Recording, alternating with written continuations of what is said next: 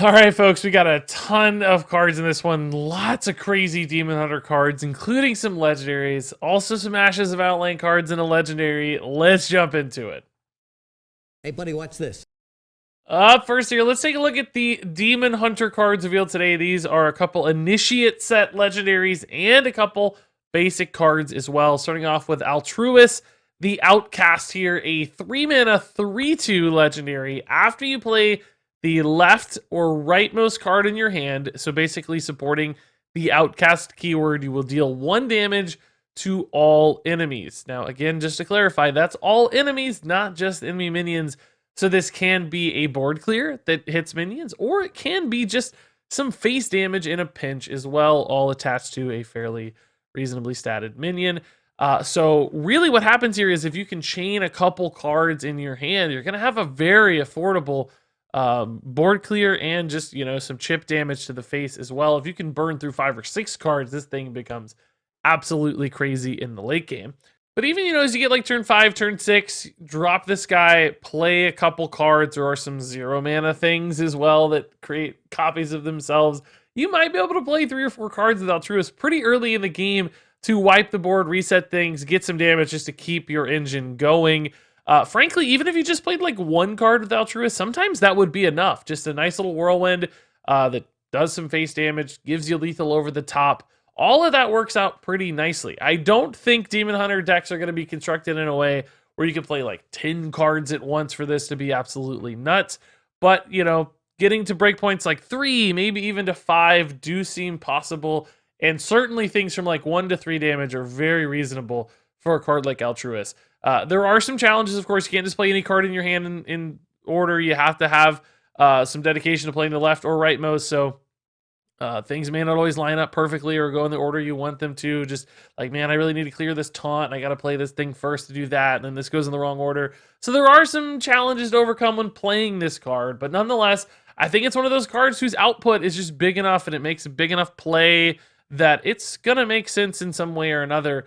It's kind of like a risky skipper almost, but that doesn't hurt itself, that only hurts enemies, that goes face, and has much more control over it, which seems like a pretty powerful option for Demon Hunters. So next up here is Nathandramus, a 9-mana 8/8 legendary dragon for Demon Hunters. Super cool. Battlecry reads summon 2 random 0-cost minions, and this upgrades each time a friendly minion dies. Now, I do believe that upgrade will only happen in hand, as we've seen with many other upgrade cards. They do need to be in hand to start going off. But nonetheless, we've seen Demon Hunter has all these crazy token generators with Rush that can just trade in. So if Nathandramus hits your hand anywhere in the early to mid game, there's a good chance you're going to get, some 5-cost minions out of this. It wouldn't necessarily even be impossible or difficult to get it to 10-cost minions, which kind of makes this like a Dragon Queen Alexstrasza in a way, where you just get these 3 big bodies on board. Now, you wouldn't get to realize any Battlecry value off of something like Dragon Queen Alexstrasza, but nonetheless, just a big reload for 9 mana with 3 things. So it's probably worse than Alexstrasza in some ways, and in other ways even has a more difficult condition to achieve than something like Dragon Queen Alexstrasza. As we've seen, the Highlander deck restrictions not really too problematic, but this does suffer as a top deck. For instance, hits your hand late in the game, it's just an 8/8 that summons you a couple wisps, essentially. That's not a great play by any means, just a worse Onyxia. So this does have some setup and some time requirements that challenge it a little bit.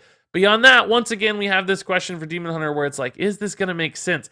It's not a big demon, so it doesn't fit into a big demon deck. Is Demon Hunter going to want to go to turn 9 in that kind of token wide board style? It seems like they're usually going to want to end the game much faster than that. So Nathandramus gets stuck in this no man's land for me where it's like, well, yeah, this effect's cool. It has a high upside, but are they really going to be able to run this? How often does it backfire and fail? Those are all problems to overcome, leaving this card promising but doubtful.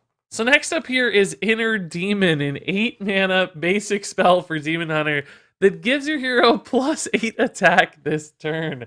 So just, a crazy burst damage option, basically. It could also be used as a board clear, I guess, too, given Demon Hunter's ability to attack multiple times with weapons. But, it's like a light pyroblast, as long as there's no taunt minions in the way, which could honestly be the really biggest problem for this card. Plus, it's just such a big commitment and investment to know that you're going to want to play this later. This seems just more awkward to me than good.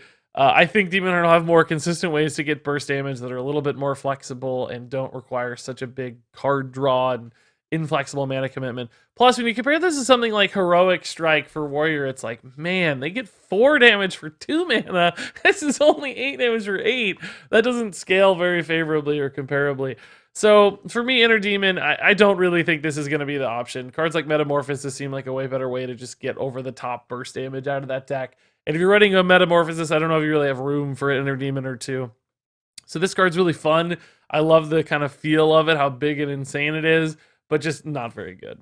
So next up here is Sightless Watcher, 2 mana, 3/2 demon, battle cry. Look at 3 cards in your deck, choose one to put on top. So a kind of tracking style card adjacent to that, because you're not drawing it immediately. It is just being put on top, so you have to either use something else to draw it or wait a turn. But nonetheless, does offer you a lot of control in improving the mana curve consistency of your deck. Like, I really need a 4-drop, I'm going to pick the 4-drop. Or just something that helps you find your high power cards, if big legendaries or whatever you're looking for.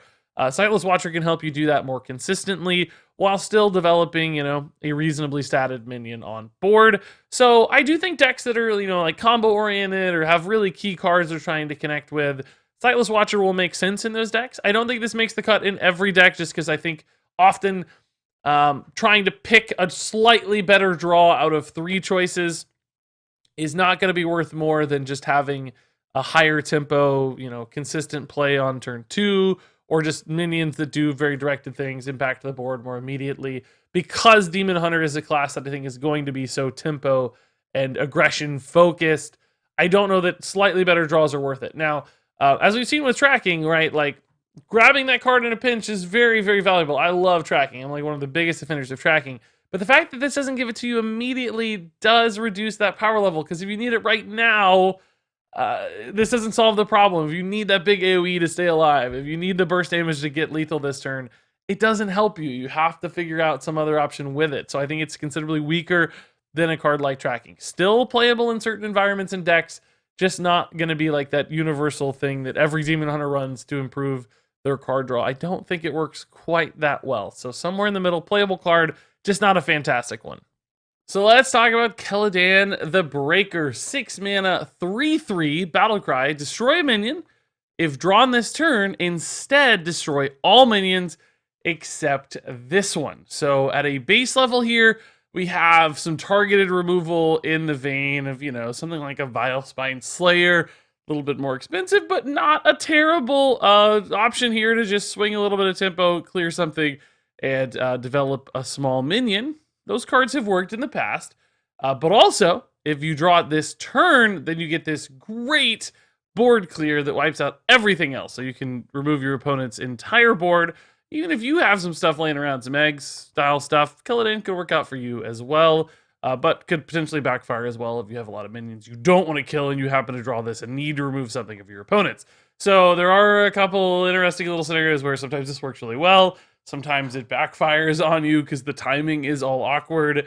And of course, sometimes you draw it before you need it, where it's like, oh, I could have used this like next turn or 2 turns from now, but right now there's not that much stuff to do. And you're maybe not that excited about just the base level. But nonetheless, I think at a base level, this is still a solid card. The question is how much upside is really there off of this conditional aspect where it can scale harder. That's where I'm concerned, because things lining up perfectly in Hearthstone isn't all that common. Often, you know, you draw things when you don't need them. There's not the perfect scenario that unfolds before you. Now, you can manipulate things a little bit with a card like Kellydan the Breaker, thanks to cards like Plot Twist. You can try to hit this off of a Plot Twist so that if you draw 10 cards at once, well, let's say 8 cards at once with Plot Twist or 9, you're much more likely to hit something like Kellydan that has a draw condition, so you can more consistently pull it off. But again, that kind of limits and narrows the kinds of decks that could work with a card like Kellydan the Breaker. So essentially what we have here is a card that clearly has some utility. It's a tool that does something very cool and very efficient. It's just, how often is that going to work? How consistent and predictable is it? And what kind of deck is able to use that reliably? Those are the questions you have to ask yourself. Nonetheless, still think a playable card that could make its way into that kind of control Plot Twist style Warlock deck pretty well and serve a purpose. It just won't be the first card you add to the list. It might be one of the first cards you cut from the list, but nonetheless, a playable, solid option. All right, next up here is the Glowfly Swarm, a new 5-mana druid spell. Summon a 2/2 Glowfly for each spell in your hand. So some cool spell synergy stuff here and some hand size synergy stuff here. We've already seen that with the Steel Beetle card in Galakrond's Awakening, maybe continuing that theme a little bit here with some bigger spells. Also just a token style card, because you could pretty readily get, I think, 4 to 7 minions out of your Glowfly Swarm here, which is a really big board reload. Consider Force of Nature is a 5-mana card that summons 3 2/2s. That's played in Hearthstone these days because of the Treant synergies and all the 5-mana activators that exist for spells, so your Anubisath Defenders, and so on. Now, we are losing a little bit of that Treant package, certainly, so I don't know that Treant Token Druid is going to be what it was. There's still some pieces out there like Goru and such, but that may not get there. But with a card like this, just to cement some kind of overall Token Druid, I think some of those Treant cards will still make sense, and you'll just have more good mid-game giant board reloads with a card like Glowfly Swarm. And considering that these are 2/2s instead of 1/1s, I think that goes a long way because it helps them trade into so many more boards, avoid so much more removal. This becomes a really powerful reload. If you can get 4 or 5 minions out of this, that's already insane. It's like the old Living Mana that had this huge downside, which was a great card in its era. And then you could even get like 7 out of this as well. Is it hard for a token druid to keep that many spells in hand? Not really. I think they could pretty readily keep 4, 5, 6 spells in hand. That is a lot of spell generation anyway in that deck. A lot of spell follow-up with Savage Roars and Blessing of the Ancients that tend to kind of linger in hand anyway because you're waiting to use them at the right moment. So a lot about this seems like it's going to synergize well within its environment. That archetype makes tons of sense for what this wants to do. There are a lot of support and synergistic cards at that 5-mana breakpoint that exist already. So Glowfly Swarm just lines up to me. A lot about this makes sense. Of course, like any other card, the deck's going to have to get there, but historically we've seen Token Druid succeed and do that. And with a powerful option like this one, I think this card seems really, really good. It's going to be a solid option. So now let's take a look at some Demon Hunter cards, like Priestess of Fury here. This card has people going pretty crazy. 7 mana, 6/7 Demon. At the end of your turn, deal 6 damage, randomly split among all enemies. So that effect is basically like a Cinderstorm or an Avenging Wrath. It's a ping style effect, arcane missiles, but scaled up to 6 total damage. And we know that Cinderstorm has been played, Avenging Wrath has been played, certainly Arcane Missiles has been played. Those are good effects, but the question is, efficiently, is this worth it? And I think it is. It's probably a 4 mana effect. The 6 damage, and that means you've got a 6/7 body here for 3 mana, which is pretty good. Also noteworthy is that this does go face. It doesn't just hit minions, right? So you can use this if you're ahead on board as a big damage output card. And that's actually how I saw this most readily used when this was played at the summit I went to, where we got to play some of these cards early. Demon Hunter would get ahead on board because they're a pretty fast deck, and then they'd plop this down and deal 6 to the face, while also developing a pretty nice threat as well, which made this card feel very, very good. And, sometimes it clears a little board of minions as well. There's a few 1/1s, a couple 2/2s laying around. This can also deal with those effectively. It has the chance to backfire where it goes face when you need to hit minions. It hit minions when you need to go face. But on average, the results and the output of this card are just really, really high. And God forbid it lives for multiple turns, which is possible. There's a lot of other potential threats hitting you with Demon Hunter. So yes, this card is, I think, very good. The only challenge or question for this card is, will it fit into the sort of most refined, aggressive versions of Demon Hunter? Or will they need faster cards, a faster package that 7 mana is a little bit too expensive? Or will instead Demon Hunter shift into kind of a big Demon Hunter package? And this fits pretty well in summoning some big demons affordably, right? Because you can curve this out early with cost discounts and such from previous Demon Hunter cards. So I do have a little bit of a question there. Is like, will this fit perfectly in the exact deck list that makes the cut for Demon Hunter, or maybe even the 2 deck lists that make the cut for Demon Hunter? I'm not sure, but nonetheless, this card just feels really strong, and it feels like it does a lot of things, which is a good sign, and I think that means it's going to be a great card.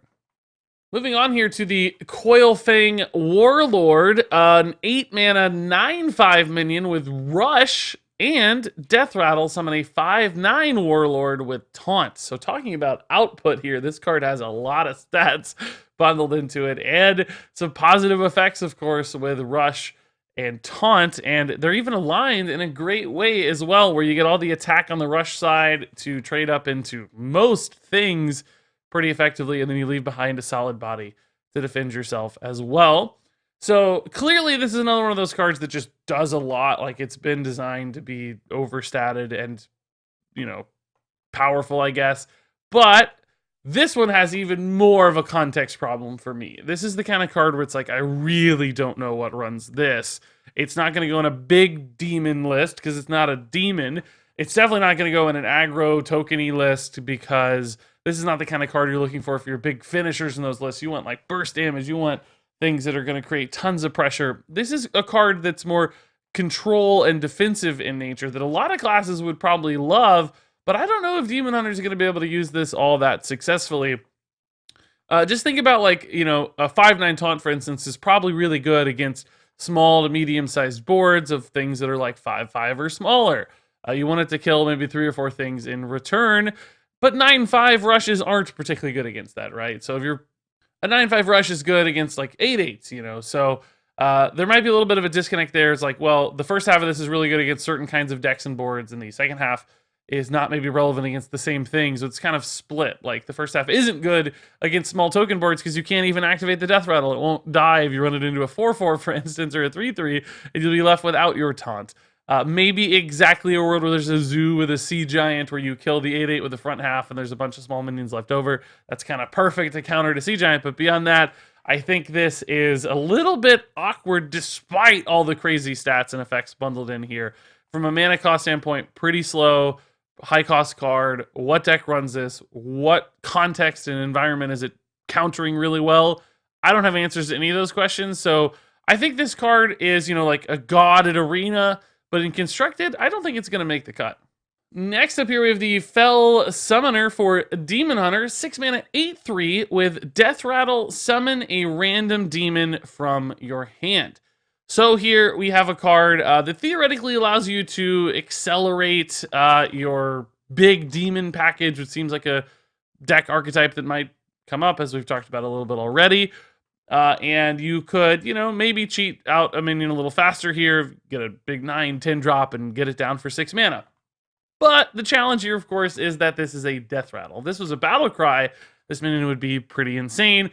But as it stands as a Death Rattle, it's just a little bit slow. Now, it is a high friction card because your opponent can't really leave an 8 attack minion on board in some cases, right? Where it's like, oh man, I don't want to activate the Death Rattle because I'm scared, but that 8 attack is a problem. So maybe they try to taunt through it. Maybe they just risk it and leave it up, and you get to hit them in the face for 8, which might feel really, really impactful and good. Maybe you get to take a great positive trade because they weren't able to take the risk on killing this. So there are some neat interactions here because of this stat line, right? It's kind of like a super egg in a way where you've got that Death Rattle upside, but also a lot of high pressure, which eggs don't typically present. So it is a cool card, but it's relying on big Demon Hunter being successful, which is not always a thing. It is susceptible to all kinds of silence and polymorph effects, which most cards are, but this one I think is particularly so just because you're making a pretty big mana commitment. 3 or 4 mana cards aren't as big of a commitment. You start getting 6, 7, 8 mana, it's scarier. Also, if your opponent can just stall this out, freeze it, slow it down anyway, you've really played a card that didn't do much at all, which is problematic. So a solid card that I think might make the cut in a big Demon Hunter list, but it's not going to be the all-star super defining card for that archetype. So just good, not necessarily great. Next up here is Ironbark, a 2-mana spell for Druid that gives a minion +1/+3 and taunt. And it has an Omega effect here for 7 mana. It's going to cost 0 if you have 7 mana crystals, which for Druid, they can usually do that pretty quickly. That doesn't seem like a big problem. So in most cases, this will be a 0 mana spell used in the mid to late game. Although very occasionally I could see this coming down early if you just really need to slow down an aggro deck. This helps one of your early minions take a trade and maybe deny a few face attacks, which could be quite valuable. Now, I think this is a cool like Kael'thas style spell. Get another 0 mana spell in the pool for Druid. Use Kael'thas to cheat out some shenanigans. That's one use case, but that's a pretty narrow use case. Like that exact thing has to work for a card like this to succeed. Beyond that exact scenario, I do have questions about why Ironbark's going to be worth it for a Druid deck that's doing all kinds of crazy stuff in the late game as Druid tends to do, whether that's via quest or some combo thing. I don't know that a 1-3 in taunt matters enough on turn 7 or 8 or 9. There's just so many big things happening, big stats hitting the board, so many rush minions, so much crazy damage. This doesn't seem like it's going to have enough oomph for impact, and Druid needs their cards to go a little bit farther and do more in all the archetypes we see for Druid right now. Namely Quest, this doesn't even have a choose one effect to benefit. So Ironbark, outside of those really specific niche combo scenarios, looks like it's a card that doesn't really do enough. It's more of a speed bump card than something that's actually offering a lot of value, which isn't great for Druid. Usually they kind of tank those early hits and then recover hard late. This doesn't really send that message to me. It doesn't do that. So I think Ironbark, a card that's certainly got some niche utility, but often isn't very good. Next up here is the Supreme Abyssal, an 8 mana 12/12 demon that can't attack heroes. So potentially something that can throw into the board a lot, but is never going to be able to hit face and never present that high pressure threat. Compared to something like Deathwing Mad Aspect for Warrior, this just looks god awful, right? Because Deathwing is making an immediate impact on the board, and then if he lives, he can create tons of pressure going face, which I've had happen a lot. And minions like this that don't present that opportunity to really mess with your face aren't that scary to deal with. Sometimes you just kind of leave them out there for a while, let them do their thing, and chip them down over time. Now, of course, this can be silenced and it can go face, so there's like some silence utility, but that seems incredibly unlikely. All the like silence priest decks we've seen in the past worked with small minions, not big 8-cost guys. Yes, you could cheat this out in a big demon deck and Demon Hunter perhaps, but again, what are you going to do with it once you do? I just don't think the payoff is there. What that means is a fun card. It's giant stat lines. I love big minions like this, but nonetheless, a card that's probably not going to see any play at all. I think this one's pretty bad. Moving on here to the Scrapyard Colossus, a 10 mana 7/7 elemental taunt, death rattle, summon a 7/7 Fellcracked Colossus with taunt. And really cool big death rattle minion here. I love that the kind of filler minions are getting actual effects and cool things instead of just being like vanilla stat lines.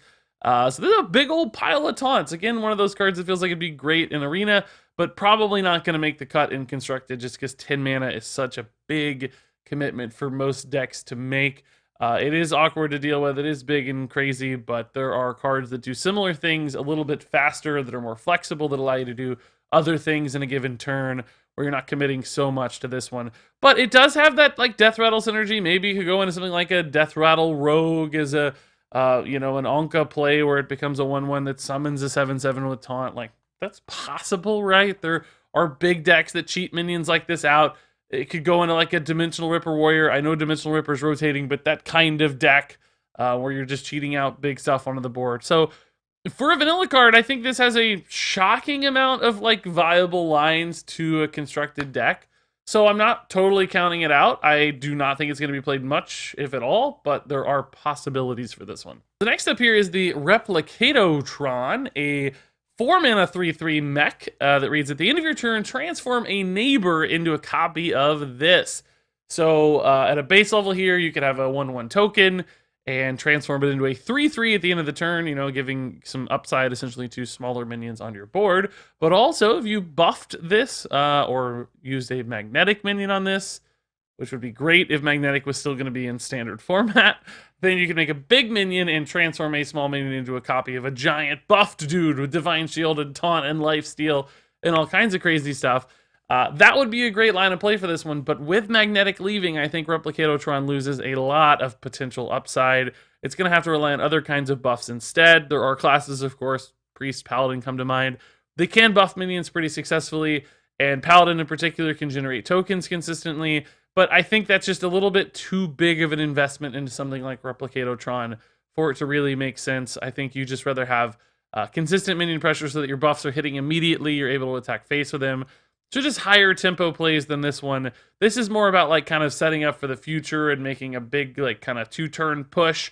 I think decks are just going to want to play straight up and go faster and go harder than Replicator Tron really provides the opportunity for. So a card that would have been maybe nuts now, but in a week when it comes out, or 2 weeks or whatever, however far away we are, Replicator Tron just doesn't really make sense. So a fun, interesting card for sure, but probably not a great one right now. Altruist the Outcast is a 4-star card. Nathandramus is a 3-star card. Inner Demon is a 2-star card. Sightless Watcher is a 3-star card. Kellydan the Breaker is a 3-star card. Glowfly Swarm is a 4-star card. Priestess of Fury is a 4-star card. Coilfang Warlord is a 3-star card. Fell Summoner is a 2-star card. Ironbark is a 2-star card. Supreme Abyssal is a 1-star card. Scrapyard Colossus is a 2-star card. Replicator Tron is a 2-star card. And there you go, folks. That wraps it up for this review. I think we're only going to have one more review after this. I think the card dump is tomorrow. Maybe I'll split that into 2 reviews, but I'm going to try to squeeze it into 1. So, pretty crazy how quickly this has gone. But of course, as always, share your thoughts on these cards in the comments below. But until then, thanks so much for watching all these videos. And until next time, game on.